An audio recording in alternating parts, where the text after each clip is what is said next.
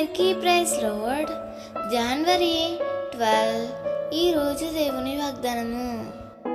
నేను నీ మధ్య నుండి రోగము తొలగించేదను.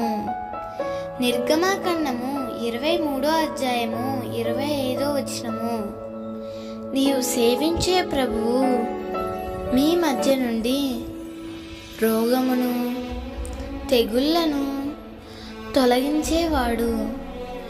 దేవుడు నీ పట్ల పని చేయాలి అంటే నీవు ఆయన వాక్కును శ్రద్ధగా వినాలి.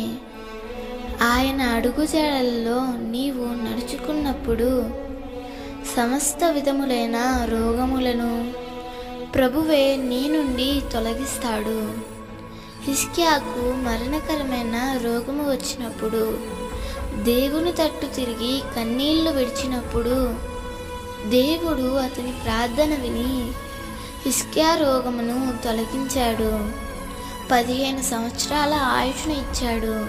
ప్రియమిత్రమా, ఒకవేళ నీవు అనారోగ్యంతో బాధపడుతున్నావా? ఒక్కసారి కన్నులు మూసుకొని ప్రభువు వైపు చూసి, ప్రభువా, ఈ రోగము నుండి నన్ను విడిపించవా అని ప్రార్థించు. తప్పకుండా ప్రభువు నిన్ను స్వస్థపరుస్తాడు. ప్రభువు ఈ వాగ్దానము నీ జీవితంలో నిశ్చయముగా నెరవేర్చునుగాక. ఆమేన్.